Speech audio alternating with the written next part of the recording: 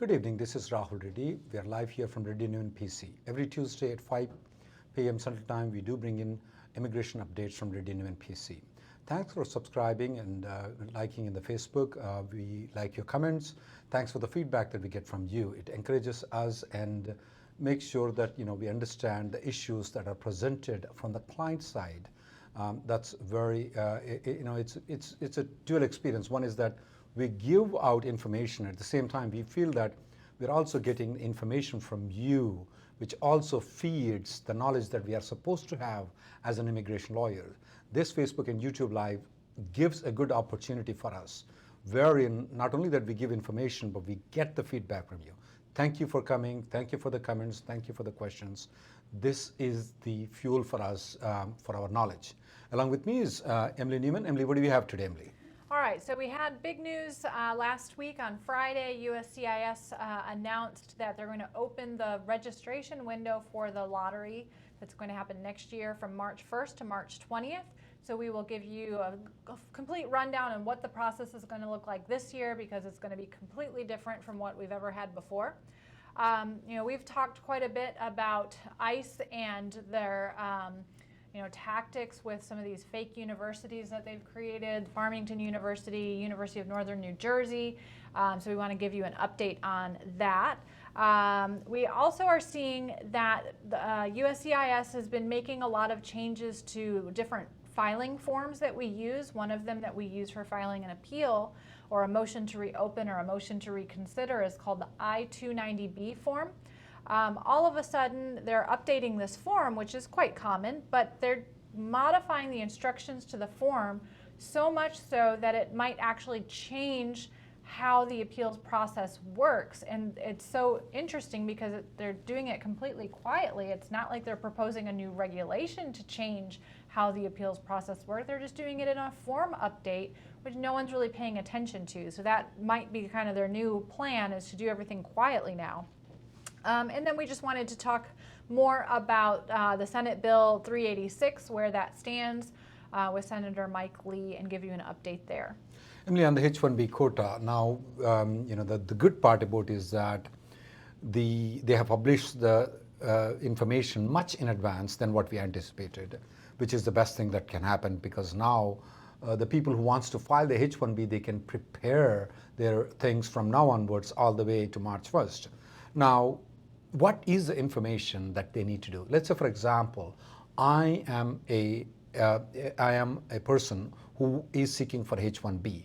What is that I need to do to be selected in the lottery? So the employer that is going to be sponsoring you has to submit your information during this registration window. So from March 1st to March 20th, every company that is intending to sponsor someone for an H-1B visa will need to submit an electronic registration on your behalf and pay a $10 fee. That registration has your name, your date of birth, your passport number, I think your country of citizenship, and whether they're filing in the bachelor's cap or the master's cap. That's about it. There's not a lot of information that's required from you as the person being sponsored. You just have to make sure that your employer is aware of the new process and they take care of registering for you between March 1st and March 20th. So, Emily, doesn't this have a welcoming thing? A lot of fraud people filing an application. We have seen previously companies filing duplicate H-1B applications, even if they don't have jobs.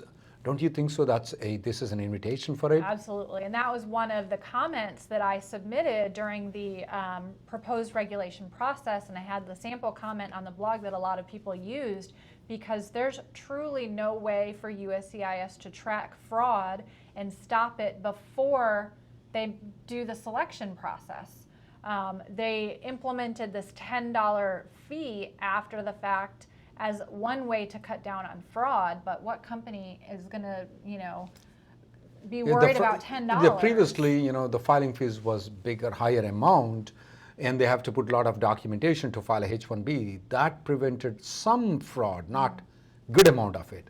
This one really, now are there any penalties for the people who file in the lottery and they selected in the lottery and they don't file the H-1B application? Well, yeah, so that's how they're going to be tracking this, is after the fact. So if fraud company A, for example, submits 100 registrations and 50 of their registrations get selected, and then they only file 5 H-1B petitions, that company is going to be on USCIS's radar. So they're tracking this based on how many registrations you received versus how many petitions the company actually filed. And of course, because all of this is an electronic filing process, it allows USCIS to do a little bit more data mining a lot easier, because they'll have names and passport numbers.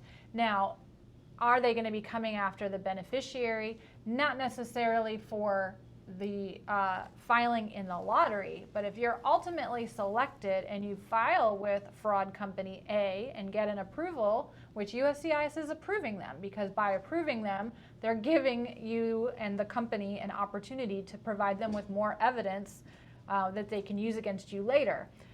So what we find year after year is people keep doing this, they keep getting approvals, and then a year later, maybe 2 years later, maybe 5 years later, 3 years later, 5 years. It comes back to bite you big time. I'm talking every time you travel, when you apply for the visa stamp, there is a huge risk of denial.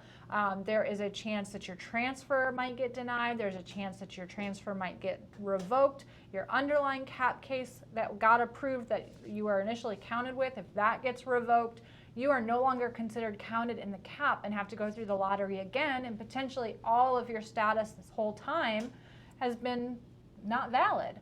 So it's a huge risk to take. Like, I understand the incentive of wanting to get selected so badly, but to put your whole future career and your life in this country in jeopardy just for that opportunity, it is way too big of a risk. And I think Please so. Don't do it. This administration actually, Emily, traps people more. Instead of preventing the fraud, what they're trying to do is that have more immigrants fall into the trap and then do the things, like the way they did with the Farmington University. Absolutely.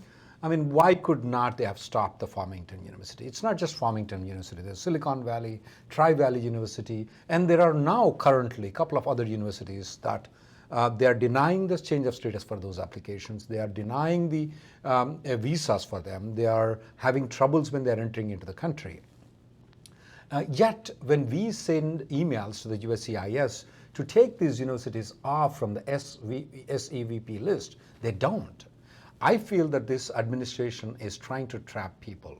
Recently we've been quoted in Fox News, CNBC, NBC, Brett Pratt, USA Today, and a lot of other news. Reddy Neumann PC has been quoted in all these things. We addressed about the issue of the fake university called Farmington University, which was actually created by the Immigration and Customs Enforcement Agency.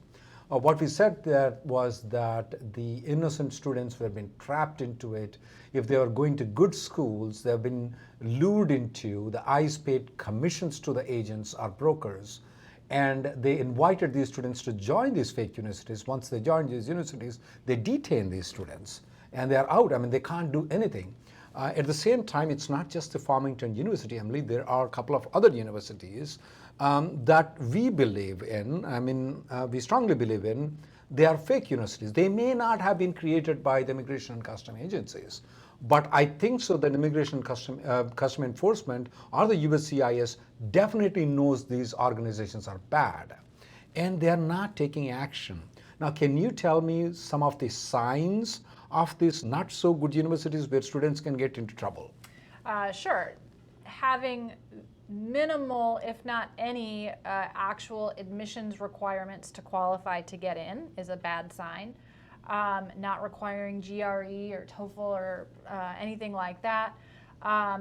Allowing you to join anytime of year, doesn't Any matter time of the year, you mean whether to say. it's fall, spring, or summer, which are the typical times when you join a school. You can join in the middle of a semester. They'll start whenever you want to start. They say it's every 2 weeks the universities start, Emily. That's the typical conditions of these fraud universities. They offer to give you CPT from the day you start your classes. That is definitely not a good sign. And they only make you attend classes 6 times a year. That's definitely not a good sign. I used to go to law school 6 days a week, Emily, not 6 days a year. Right. These universities are only required. So these are all the things then that the ICE, did ICE created them, Emily, or you think so ICE has involvement in it, or what do you think? I don't think so. I don't think they created them or have involvement in them, but they are not shutting them down because they want more and more people to go to those, and then they can round everybody up all at once. So for those people who are going to the universities that is giving the day one CPT, that doesn't require students to attend classes, weekly classes, not online classes, but physical classes, that definitely is something for fraud that you need to look into. And the university starts every 2 weeks. That's definitely a sign of bad. We have noticed the change of status denials, where visa is getting denied, people will be denied entry when they are trying to come into the United States. These are all good signs that these are bad universities. So if you belong to any of those universities, we recommend you need to contact the lawyer immediately, especially in the past 10 days, we have seen 2 presidential candidates commenting on these fake universities and how the ICE is operating, and the way that ICE is operating is trapping the students, inviting the students into trouble. Especially the presidential candidate Elizabeth Warren has commented that they should stop these tax takes. So we recommend that if you fall into any of the category, please contact an immigration lawyer immediately. Emily, you said that the appeals process, USCIS is changing the appeals process a little bit. Last week, you announced in the Facebook and YouTube that when you are appealing to the Administrative Appeals Unit, the amount of cases that are getting reversed used to be 3 to 5% before, and now 20% of the cases that you are filing in appeals or Administrative Appeals Unit are getting reversed. So do you think so that USCIS is planning to change the 20% to lesser by this one? Yeah, it would not surprise me. I think that all the changes that are looking to make sound very minor, but it's with an eye towards making it harder to win an appeal. They're looking at limiting your ability to submit new evidence.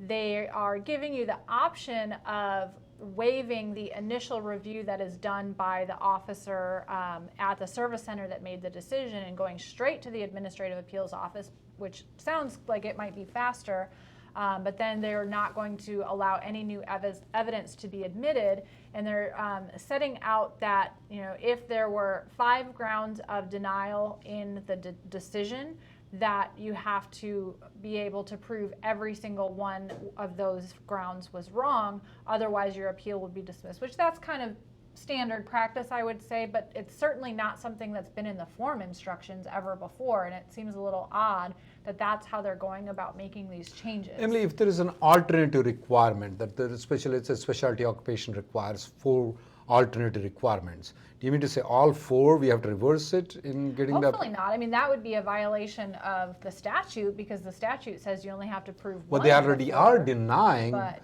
against the statute yeah, right now. Yeah, because they're denying on all 4 of those grounds. You're going to have to try to overcome it. Now, with the 20% reverse rating in the Administrative Appeals Unit, and with the USCIS proposal, what do you suggest people whose H-1Bs or non-immigrant visas, other visas get denied? Should they go through the Administrative Appeals Unit, or do they need to go to the court litigation? Yeah, I think that the Administrative Appeals Office is no longer a preference, especially with these new changes that they're looking to make. And the litigation process has a number of advantages.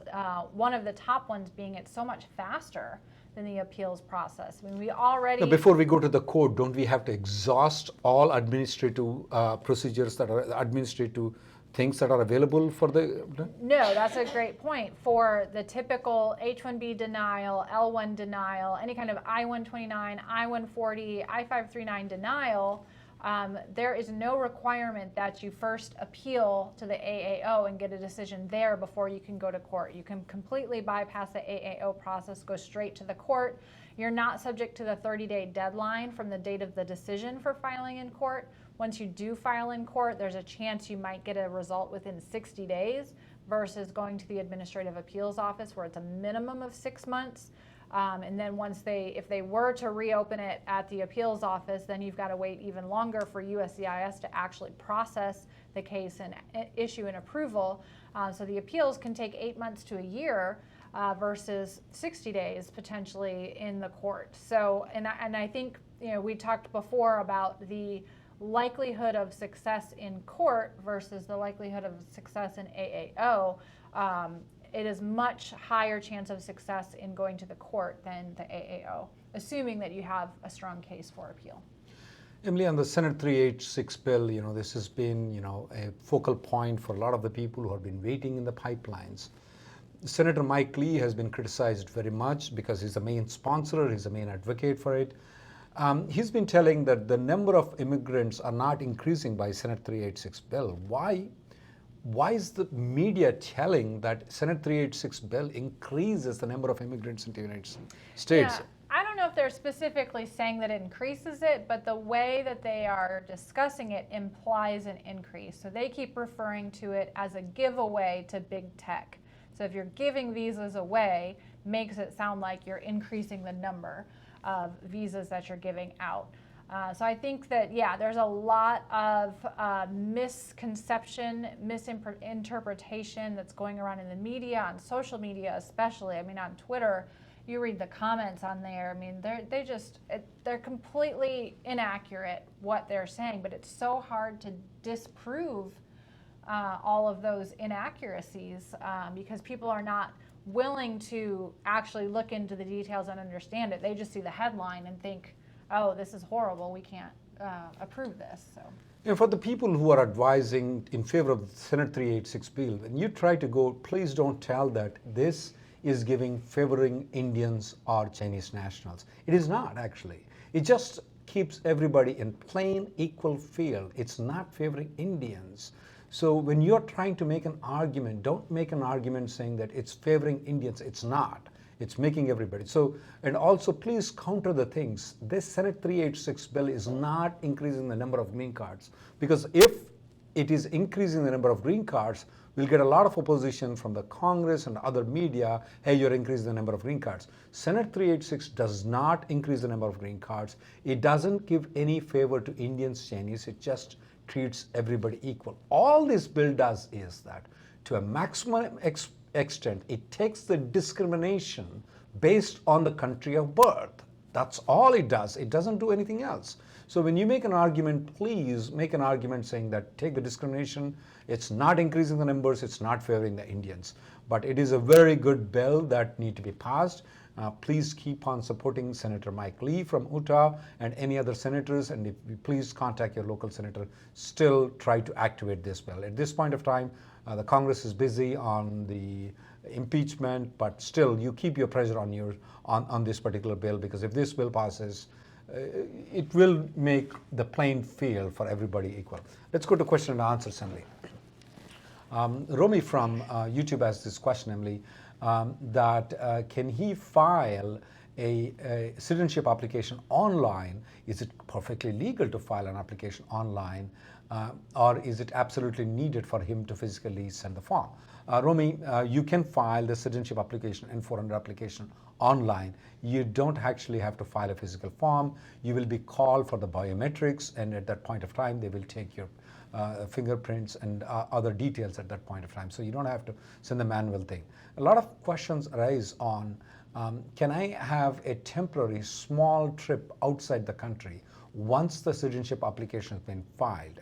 Assuming that you meet the physical requirements of staying in the United States, if it's a brief trip of less than 30 days, there is absolutely no problem at all for you to travel. The only thing you have to do, Romy, is that when you come back and when you go for the interview, the officer will ask, have you ever traveled outside the country after filing the citizenship? You clearly answer yes to that question. and the officer will ask what dates you traveled. You provide the dates. He will write those dates on the N400 form, and then you just have to initial that forms. That's all. It's just a technical thing. You don't have to worry. Nobody ever gets denied because of the brief travel that happens. Now, if it's a long-term travel, or if you don't meet the physical requirements out of the past 5 years, you're not here more than 2.5 years, there are other requirements that normally exist, especially for those people who travel extensively outside the country. But otherwise, if it's just a brief period, you don't have a problem, you will get the citizenship. It will not be a hamper. Anuradha from YouTube says her husband received his H1 receipt notice for an extension already, but she did not receive her H4 receipt notice, and her I-94 is expiring tomorrow. So it kind of depends on a few things. How long ago were these filed? If we're talking, it's been 30 days and you still don't have a receipt notice, a couple of things I would check. Number one is, has the filing fee for the I-539 been cashed? If that check has been cashed, then at least you know that it was properly filed and received by USCIS. Then you can work towards following up to receive that receipt notice. So generally with the receipt notice, if it is lost in the mail, for example, you have to wait 30 days from the day it was supposedly mailed out, and then you could submit a service request. Best way to do that is through the e-request online. There's an option for did not receive notice by mail. You have to have the receipt number for that though. So that means if the check was cashed, look on the back of the check to get the receipt number off from that, then proceed with the e-request to request a new copy of the receipt.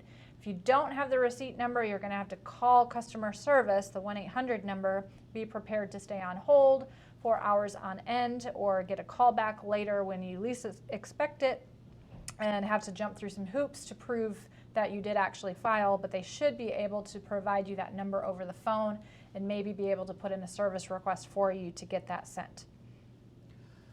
One question from Swati is that Swati got her I-140 approved in January of 2019. She's planning to move to a different employer. Does the new employer need to file a perm immediately? Swati, absolutely not needed to file an immediate perm application. Assuming that you're born in India, your prior date is not becoming current anytime sooner. If I were you, I would not be in a hurry with company B to file for the perm. The only time that you would require company B to file a perm application is when the priority date becomes current. Assuming that you're in India and the things are as they are, it might take almost about 100 years for you to get the green card. So until that time, they don't have to, the prior date is not expected to be current. Until that time, they don't have to file. You can keep on extending your H-1Bs, transfer from company B to company C, C to D, and your husband, if he wants to move to H4, if you are married, and your husband can also get a H4 EAD. Based on the I-140. It doesn't matter if your previous company withdraws I-140, because your I-140 has been approved for more than 180 days by this time. Suma from Facebook finished a master's degree in 2016 and applied for the OPT after that, received the OPT but never actually used it, and wants to know if he'd be eligible for another OPT later. Unfortunately, I believe that because you actually applied for the OPT and received it, even if you didn't use it, it's as if it's been used and you lost that time. So you should not be eligible for OPT again in the future. Vikas is having a question. Has there been significant delays in perm decisions? Vikas, we haven't seen significant delays in perm decisions at this point of time. It's backlogged about by 3 to 5 months, which seems to be a reasonable time compared to the USCIS. Labor Department isn't that bad at this point of time. We haven't seen significant delays. Mahi from YouTube needs to apply for the H4 EAD for his wife. He already has his H1 approved, I-140 approved, and her H4 is already approved. Now he needs to know if she has to go through biometrics to apply for the EAD. No, the biometrics is only required when you file an I-539 application, which would be for the H4 extension. Since she already has the H4 and you're only filing for the EAD, that's the I-765 application, which does not have a biometric requirement. Jitendra from Facebook has this question: is there any cooling period required after his stamping from India to file for an amended H-1B petition? It is a little bit complex question, Chandra. If you have been in this country for 4 or 5 years or 3 4 years and you just went there and you're coming back, that seems to be fine to me to file an amendment. But if you're coming for the first time on an H-1B directly from India, and you're filing an amendment immediately, that raises a lot of questions. Did the H-1B employer, when he filed the H-1B with the proper with the location of work, was that a genuine application or not? They're going to look into the overall company. Let's say, for example, if he filed 20 H-1Bs with one location and all 10 of them are coming from India, and as soon as they come, they don't work at that location. That's a big sign of fraud. And we see every day, me and Emily, we see consultations coming with that where they issue a notice of intent to revoke. So if your company is like that, you may want to contact a lawyer. But if you have been in this country for 4 or 5 years and you have, you've been working at the same location before you went to India to get the stamping, or outside the country to get the stamping, and now you want to change after coming, I don't see any problem in that at all. Jayaraman from YouTube said that he filed an H-1 transfer, an RFE was issued with the premium processing, but his attorney still has not received the actual RFE notice. They raised an e-request. What options are available? So that's one benefit of the premium processing, is they do have a dedicated email address for attorneys or employers only. It's not for the employee to do. But the attorney or the employer can actually email the premium processing unit directly, explain the situation, and they might be able to get the notice resent, possibly by email, sometimes by fax, or often by mail. But that's probably going to be a lot faster than waiting for the e-request. Never say never from YouTube asks this question that can he invest in the stock market on a H-1B? Are there any limitations? If you have a full-time job and on a side basis you want to invest in a stock market, it's not a problem, sir. You're fine. Absolutely not a problem. One question that comes from Shash from Facebook is that, can you file a H4 EAD on a revoked I-140? I-140 has been revoked within 6 months of the approval. Once the I-140 has been revoked, that means withdrawn, I'm assuming withdrawn, within 6 months, it is not valid for filing an EAD. So that's very crucial. A lot of people need to understand is that try to maintain the I-140 for at least 6 months after it's approved, because once it passes the 180 days, it belongs to you. But if it has been revoked or withdrawn before 180 days, then you can't use that thing. Ohas from YouTube has a very common question that we see a lot. His wife is currently on H-1B and planning to switch to H-4 with EAD to continue working with the same employer. And he wants to know, how can he specify a specific start date for the H-4 and the EAD in order to minimize any possibility that there's a gap in employment authorization. So that can be done. It's really important that she have enough time left on her H-1B, preferably 8 months, to allow for sufficient time for the H-4 and EAD to be processed. And yes, on the I-539 form, there is an option to request a specific start date that you want for the H-4, and usually the H-4 and EAD are approved together with that same start date. The main risk would be if there, for some reason, maybe something is missing in the EAD application. We see sometimes where the H-4 gets approved and an RFE is issued on the EAD, maybe for photos or something was missing out of the application. If that happens, she actually has to stop working until the RFE is responded to and the EAD card can be issued. Naveen has this question. One thing is that he applied for F1 with a good university. And Naveen, we know what that good university is. This is where, Naveen, that he brought out some important thing. I'm going to discuss about your H4 to F1 later on, but the university that you applied is good, Naveen. And that's a very good, important thing. This is an ethnic comment. We know what a good university is. We know what a day one CPT university is. The ICE, the USCIS, the immigration community, they call the bad universities as pay to stay universities. We, in our ethnic community, call them as day one CPT universities. The USCIS, and when I met with a couple of officers and all those things, they call it as pay to stay university. The good part, Naveen, is that you have applied from a good university, and we know what good universities are. We know what the day one CPTs are. We all know that. Coming to the point, Emily, he has a good, interesting question, is that he applied from H4 to F1, and it is getting difficult to convert from H4 to F1 when he filed with a good university. Naveen, here is the issue though. Previously, H4 to F1 used to take about 3 months. Nowadays, they're taking up to 18 months to adjudicate it. The problem is that your H4 validity should be valid until your F1 is approved. And a lot of people do that mistake. They let the H4 expire. Let's say if your H4 is expiring, let's say in June of 2020, you file F1, and if your F1 is not approved until December of 2020, they're going to deny, saying that your H4 expired in June of 2020. And you should not let that happen. You might have to file a H4 extension again. That's one problem we are noticing a lot. And if needed, some of the people may have to file an interim B2 application if they are not eligible for H4. There is also a problem when people go outside the country to go for H4 to F1 stamping, and they think that, okay, I'll just go to the consulate, apply for the F1 and get the stamping. No, it's not that easy, because the consulates are also rejecting F1 visas because they think so that you are not going to return back to the home country after you complete your F1. So these things have to be carefully considered, even though it used to be an easy visa, not anymore. Before you file it, and even after file it, you may want to consult a lawyer before you do any of those things.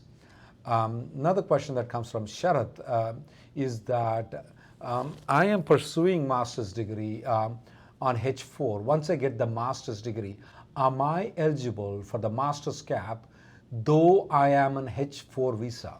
Sharath, that is right. You are eligible for master's quota. If you get a master's degree from a non-profit university, and it is an accredited university, that's all. That's all the two requirements are met. If both conditions, accredited and non-profit university, are met, you are eligible for master's quota. You don't have to be on a student visa to be eligible under the master's cap.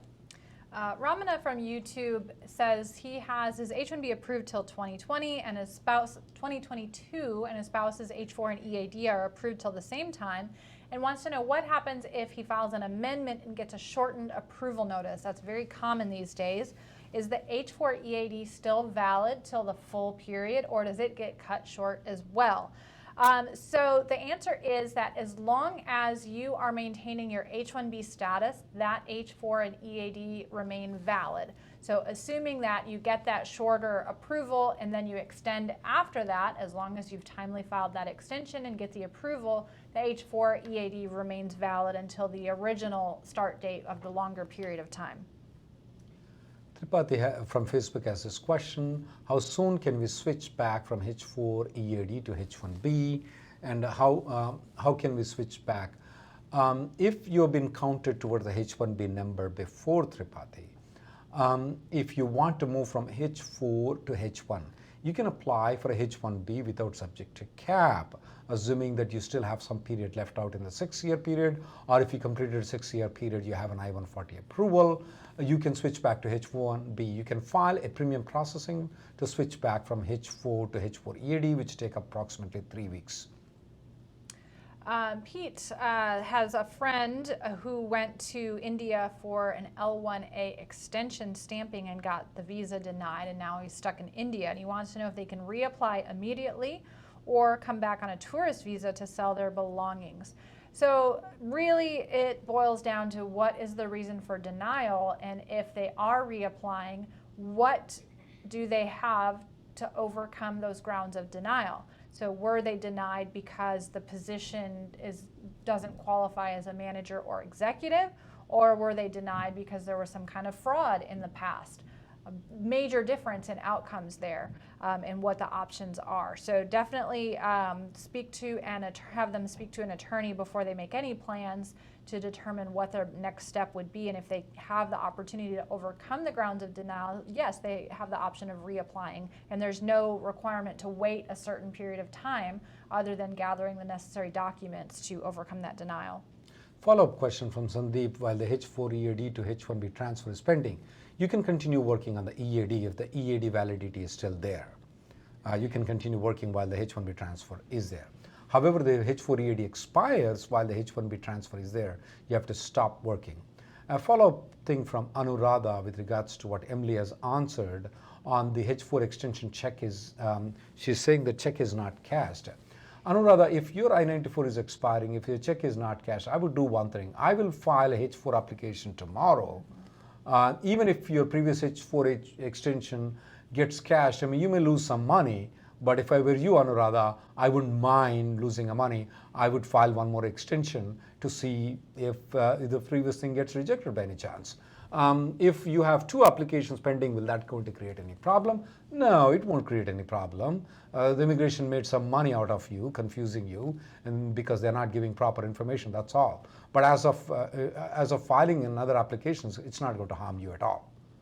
Mayank from Facebook wants to know what options we have if the employer is not willing to convert an H-1B extension to premium. Can the employee do it without involving the employer? Unfortunately, the answer is no. Only employer or the attorney representing the employer can submit the upgrade to premium processing, and the attorney can't do it without the employer's permission. Anu has this question: is there a rule that the employee in H-1B should not go on vacation for more than 21 days? There is no such rule, but it's up to the employer. If the employer has a rule that you can't go on a 21-day vacation, they can. I mean, that's up to the employer, but nothing on the H-1B though.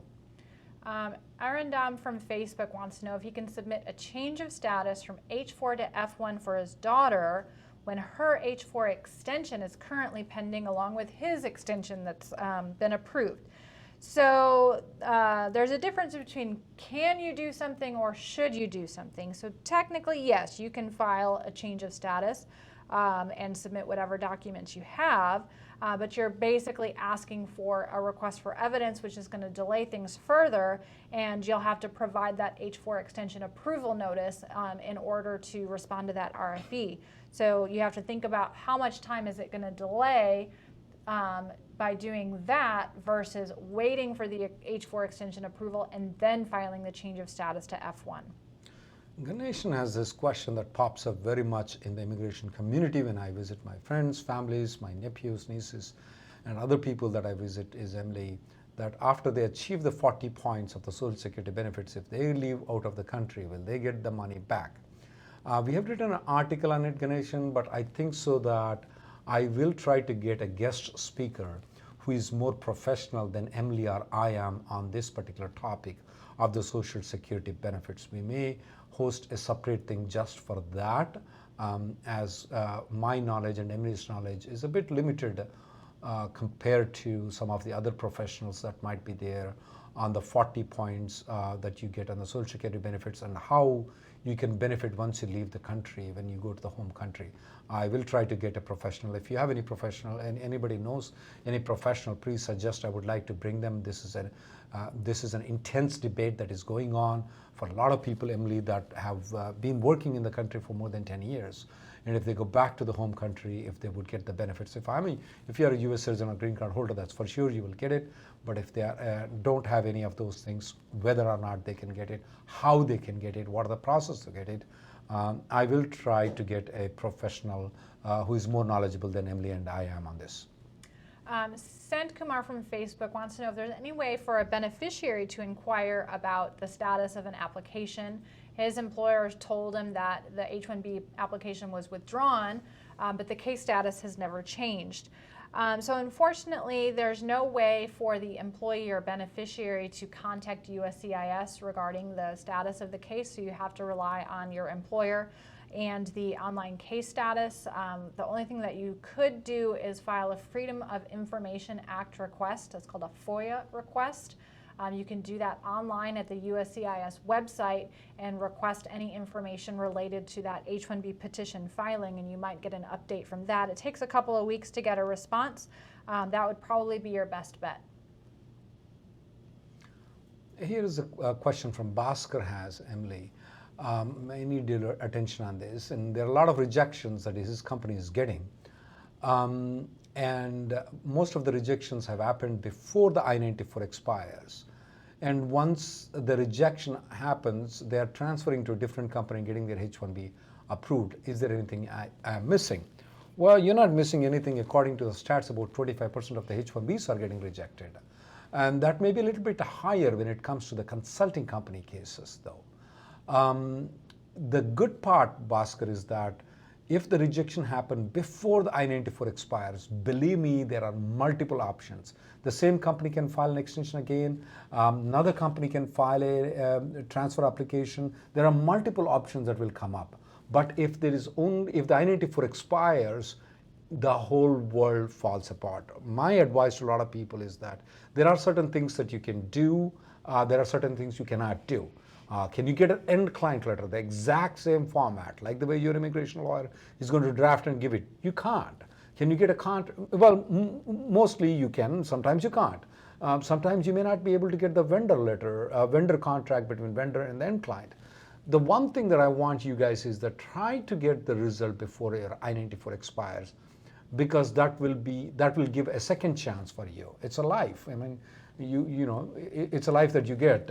So that's an important thing, is to get the decision before the I-94 expires. Anything else? No, that's definitely very important to do. Udayan from Facebook has his L2 extension and EAD renewal pending, but his spouse's L1 extension has already been approved and wants to know if he can travel to India right now and get a new visa stamp based on the L1 extension. Current I-94 is expiring January 30th, 2020.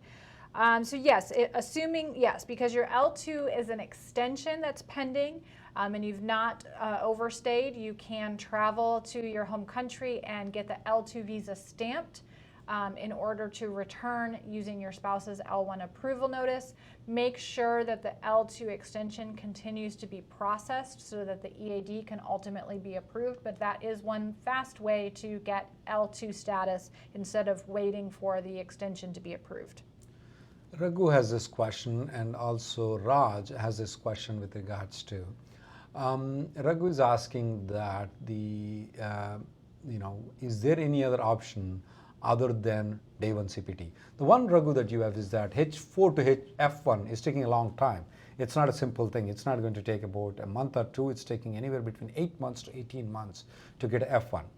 The question that this comes out for us many times is that, is there any other option other than an easy option of getting day one CPT? There may not be. I mean, Reddy Neumann might not be able to provide an alternative options for you where we can get a work permit other than the H-1B, which we don't have to explain very much how the H-1B process works, especially if you have been listening to our things.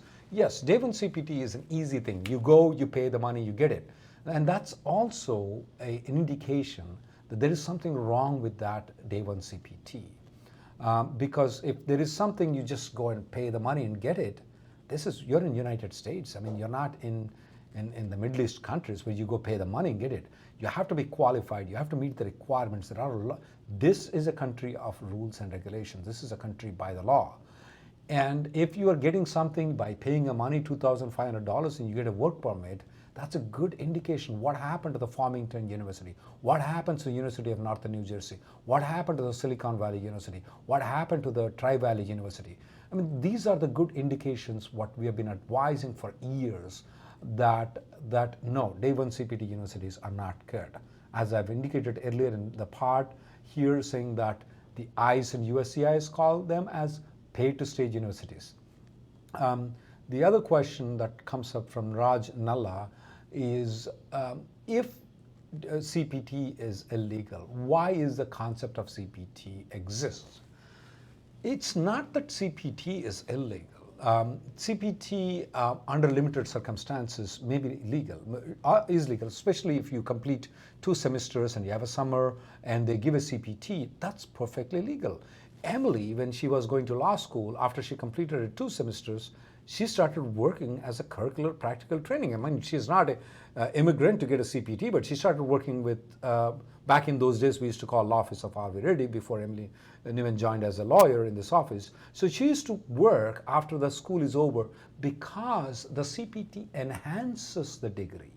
if somebody is a CPT, for example, somebody is going to law school, like the way Emily went to law school, and working with law officers of RV Reddy enhances the degree.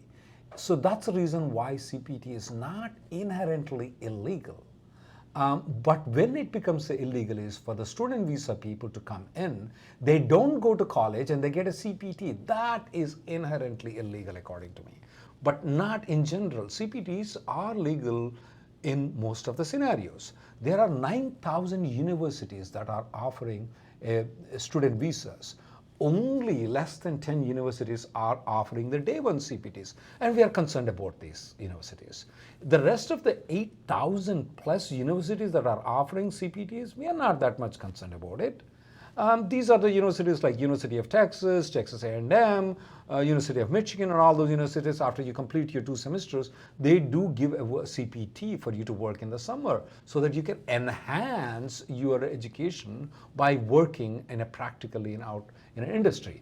But what we're concerned about these universities is that you go, you pay the money, they give a CPT, you don't have to go to college. The college starts whenever you want to. They only require you to go to 6 days of college in a year. As Emily pointing out, there is no admission requirement, no GRE requirement, nothing. That's a good indication that it's wrong. But CPT inherently is not illegal. But if a day one CPT, if you are taking a day one CPT, or within 3 months from the time you join the university, you need to contact a lawyer before you make a decision. There are a lot of times that people ask us, can I go to the university even if I don't take the day one CPT? Don't do that. Here is a problem. When the USCIS terminates the civis for these universities, they regard everybody that is going to the university as bad. Historically have seen that. From 2010 onwards, since the time it was a Tri-Valley University, I've been seeing the trend that if you ever go to that university, the university that has been branded as bad university, later on though, you will get into trouble. So if you find that any of the university is giving a day one CPT, that's what we call, the immigration calls as pay to stay universities. Don't join that university even if you're not taking the day one CPT.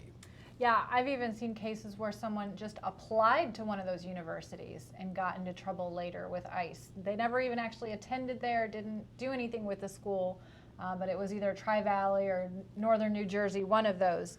And New York Times reported that one of the Chinese student, he applied, he got admission to the university and he wanted to attend the classes in the Farmington University. He got so frustrated, he went to the university, where is my classes? And they gave him a t-shirt with a Farmington University and USS signal. This is an ICE agent.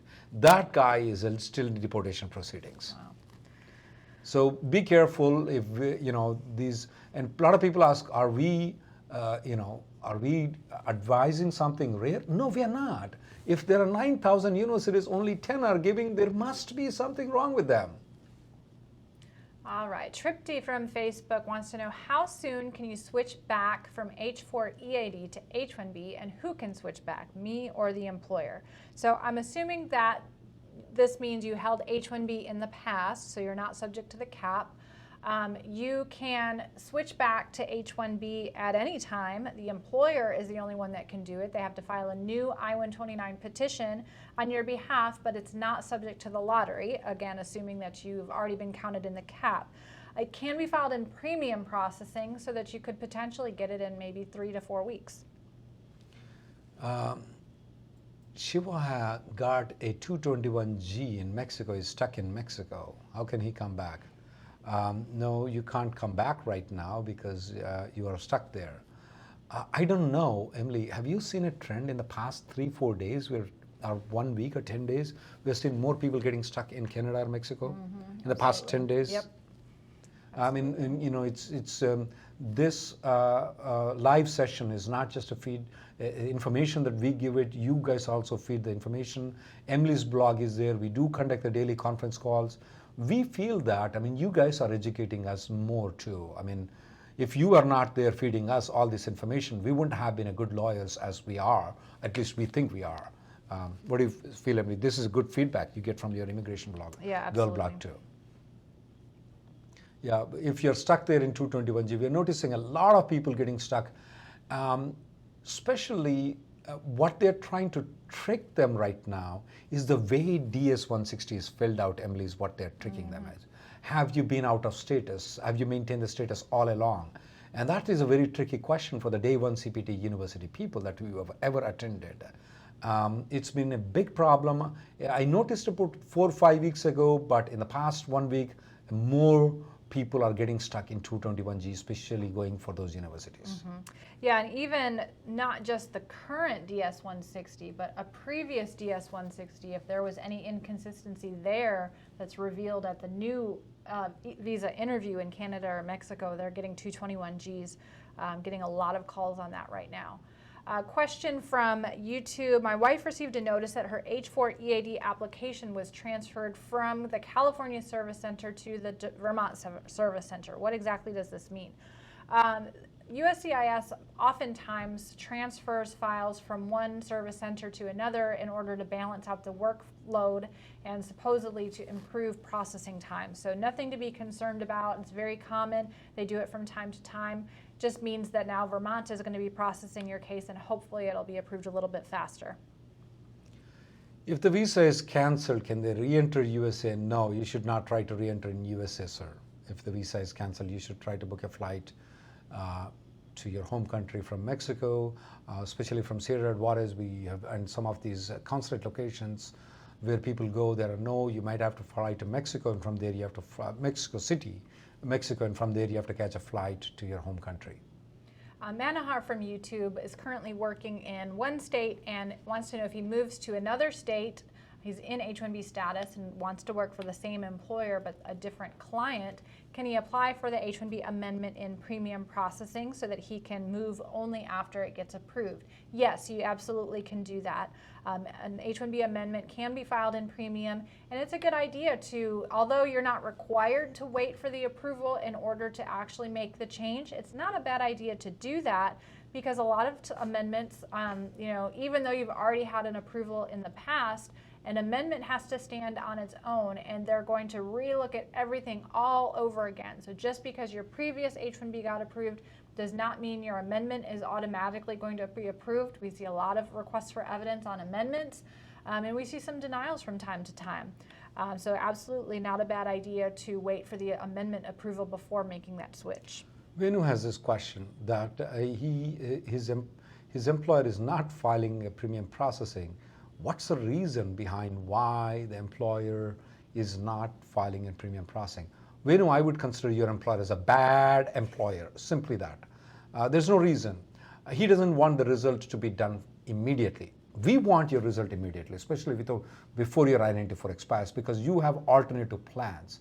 He may be thinking differently. He wants to keep you as a bonded labor. That might be the reason why he didn't file in premium processing. Not filing in premium processing is similar to bonded labor. That's all. I mean, there are rumors that says that the premium processing will get an RFE. That's created by these bad employers. No reason for them to say that thing at all. Because if the denial comes in before your I-94 expires, you have multiple different options for you. You can change the status of some other visa. You can apply for an extension with the same company again. You can even file a transfer application. So for all reasons, premium processing is the best. I have no reasons for backing for the premium. The only time that I may not recommend people filing a premium processing, if the I-94 validity is way beyond and you file an amendment of the H-1B, I'm not in a hurry of getting the amendment approved or denied fast because the I-94 validity is there. So that's the only time I would back off from the amendment because I don't want to get a result sooner in an amendment. But all other reasons, if it's not an amendment, no reason I have to not file in premium processing. Bargu from YouTube wants to know, what if my employer does not send me for stamping after my H-1B has been approved? Can I transfer to another company? Unfortunately, if your H-1B was approved for consular processing and your employer is not supporting you to go for stamping, you're not considered counted in the cap yet until you actually get the visa stamp. So you won't be able to transfer to another employer. You'll have to go through the lottery again next year. Did he apply the consular processing, or was the consular processing given to him? If the consular processing was applied, that is, you are perfectly okay to work in United States. But if the consular processing has been if your change of status has been denied and you've been given the consular processing, there is a danger for you to even stay in United States. You may want to contact a lawyer on that. Suma from Facebook wants to know if someone with H4 status can work for a nonprofit organization. So I'm assuming this means if you don't have an EAD. So short answer is no, you can't just work for a nonprofit organization if what you mean by work is, say, you're going to work as an accountant for the Red Cross. No, that is not an option. You can volunteer, say, by going and doing a Red Cross food drive or something like that as a hobby, as charity, that's fine. But doing gainful employment just because it's for a nonprofit organization is not authorized unless you have an EAD.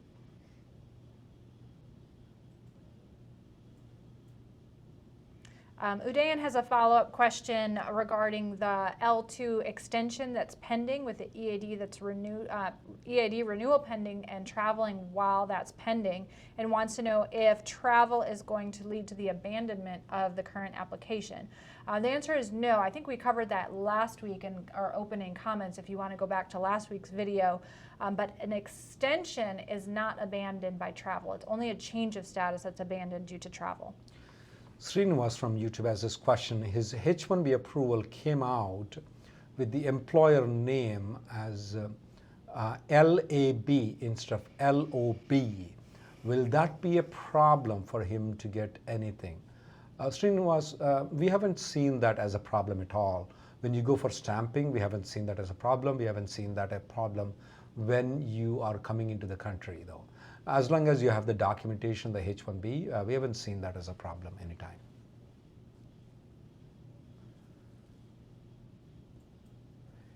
The good question that comes from Sumit on the YouTube is that, is it worth filing for EB2 or EB3 while it's backlog for Indian nationals and Chinese nationals? That's a very good question. One main reason, Sumit, is that why you need to file a labor and I-140 is that your H-1B is only valid for 6 years. After 6 years, you have to leave the country. You don't have an option. If you want to stay in this country and you want to work on a non-immigrant visa on a H-1B, you have to have a labor and I-140 approval. That's the main reason for you to apply for the EB2 and EB3. You're right. I mean, it may be, if given under the current law, it may be 150 years or 50 years. Or 108 years, depending on whether you're going to believe the Cato institution or us. We keep switching on the dates between us and them. Everybody is correct. I'm not telling Cato institution is wrong, but yeah, it's a long time for you to get it. Yeah, it's still worth for you to file the labor and I-140. And here is one other advice that I give to all the people. Don't wait for the 4th year, 5th year to file for the labor certification. File for the labor and I-140 immediately. You don't know where you're going to end up at a later time. You don't know what chances you'll have. The first chance that you get to file the labor certification, you should file the labor certification and get that thing going on. Otherwise, it is going to create a problem. Maybe there is a recession, maybe things are not bad at that point of time. The first initiative that you have it, you get the opportunity, you should do that. All right, I think it's about time to wrap it up for today. Thank you so much for joining us. If we didn't get to your question, you can always join one of our daily conference calls. That's free. That's every day. You can get the schedule by going to rnlawgroup.com. You can get the latest news by following immigrationgirl.com and subscribing there. I'm also on Twitter and Facebook. And if you're really bored, you can follow me on Instagram now. I'm at Immigration Girl there, so you can see some pictures of what goes on in the life of an immigration attorney. Thank you guys very much. Thank you guys for joining us.